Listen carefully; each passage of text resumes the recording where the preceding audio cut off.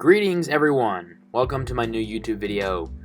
This week I'm going to be talking about the NBA season, and I'm just going to give my thoughts on the NBA regular season, discuss some things that happened, and believe me, there was a lot, and I'm going to be trying to break things down based on what we saw this season. Again, some of the major and notable games, performances, things like that.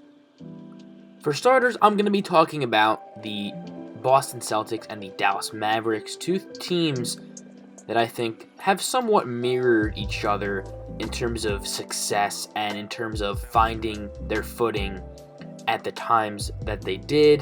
The Celtics began the season pretty much as a 500 team.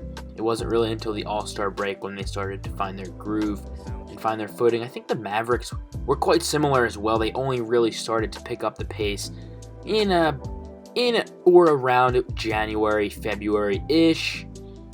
Again, after the trade deadline, I think it really kind of invigorated their team by getting rid of Porzingis, adding Dinwiddie, adding Bertans, and Jalen Brunson also had a huge part in that. He's had a great overall season, and a lot of his success came at the start of the new year. I think that trade, though, really helped them a lot. Celtics have also been able to rally behind Jason Tatum and Jaylen Brown, and their really great defense has been a major discussion point and a very noteworthy topic as well for the Celtics this season. Speaking of noteworthy occurrences in the NBA, Klay Thompson's return finally came this season, and despite not playing 2 years in the NBA, he looked really good. There will be naysayers, there were doubters saying that he doesn't look the same in terms of his quickness, in terms of his agility, but injuries like that require context. I mean, he had one of the most difficult to recover from, I guess you could say, injuries in all of sports and all of basketball, and he was out for 2 years. You got to give the guy time, and despite that, he had multiple 30-point games in just his short time of returning. He's looked really good. His shooting stroke is still there. I mean, as far as I'm concerned, he's still Klay Thompson in that respect. His defense may not be the same, but I think he'll get back there. Another team I want to talk about is the Washington Wizards. I think the Wizards, I mean, this is a fact, but the Wizards started the season on a really high note. I believe they were 12-3, 13-3 at one point to start the season. They led the Eastern Conference record-wise for a while, and they looked to be a really impressive team.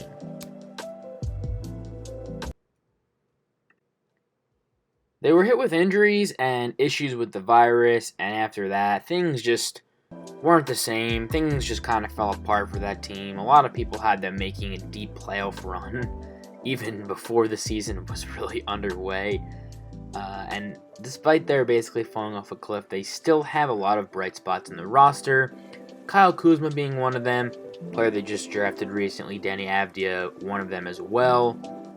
Plus, they'll get another lottery pick this year, most likely, and depending on whether or not Bradley Beal re-signs, which he has been on record saying he probably will, so I would have to assume that he is going to, then the Wizards are going to have a pretty solid future for next season and for the few years to come. Again, Beal, Kuzma, and Porzingis, despite not having a great season, I believe is still a decent NBA player and a pretty solid player. Another team I want to touch on is the Portland Trail Blazers and whatever they were and are doing this season, because I don't know, and maybe you guys can help me figure that out. They traded CJ McCollum and two of the premier role players in the league, Robert Covington and Norman Powell, CJ went to the Pelicans and those two other guys went to the Clippers.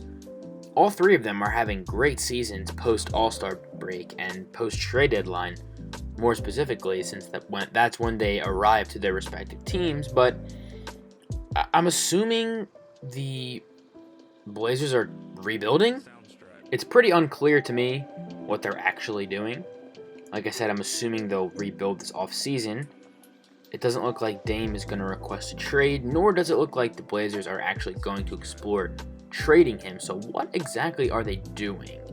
Because they still have a superstar in Lillard, but they just traded away all of their pieces that they could theoretically still contend with. And like I said, I'm not really sure what they're doing. My guess is they'll retool. I don't know if they'll rebuild, because rebuild would more than likely require trading Lillard, which again, they probably are not going to do. So I'd have to assume they're going into some sort of a retooling of the roster. I really wish we got the chance to see a healthy Nuggets team this year, because if they were anything like they were in the bubble, which I think they would be if Jamal Murray was healthy, I think they'd easily be the best team in the Western Conference. I really do. I think the Suns would still have the first seed. I think they'd be there, but in terms of overall talent, I think the Nuggets would be the best team in the Western Conference. I would be a lot more afraid, I guess you could say, of the Nuggets in the playoffs if Murray and Porter were healthy.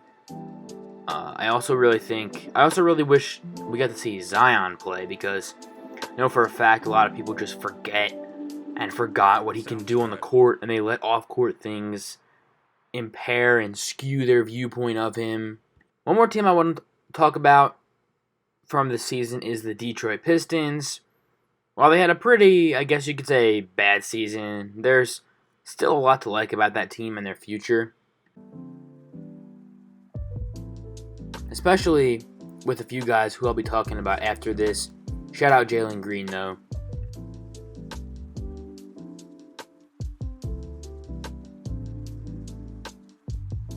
The Pistons have a really solid foundation of young players, and they're probably going to get another one this year, too. Potentially Jabari Smith, maybe even Jaden Ivey, possibly, to put another scorer alongside Cade. This team is really set up for a really nice future, and I really think that they have some very solid pieces, which transitions into my next part of this video. This part I'm going to be talking about some noteworthy performances from this season and some guys that had really stand out and breakout games. One of them being Saddiq Bey from the Pistons. For those that don't know who Saddiq is, he's a second-year player out of Villanova. He played well last year, but I think he's made some decent improvements this season. He kind of reminds me of Jason Tatum. I'm not really sure why. I think it's just because of their play style and how they play, their scoring ability, where they score the ball from, their builds, I think, are very similar. We saw Saddiq drop 50 points this season, one of many players to post career highs in points. A few out-of-the-ordinary guys who you wouldn't necessarily expect to score points like that, Saddiq being one of them, to go along with Josh Hart from the Portland Trail Blazers. I forgot what team he was on for a second. Posted a career-high 45, I believe. He may have had 44, but I believe he had 45. Anthony Simons, who we saw score 43 points on 9 made threes. Robert Covington, 43 points on 11 made threes, which is a franchise record with the Clippers. Simons actually had 8 threes, not 9, but nevertheless, still extremely impressive. And I think these noteworthy performances really speak to the talent that the current NBA has and how great these guys are, especially as scorers and especially as offensive players. I think the talent level is really at an all-time high, and people who knock this era for not being as competitive don't really realize how talented players are nowadays. That's pretty much all I got for this video. I wanted to keep things short this week. I just had some general thoughts on the season and things of that nature.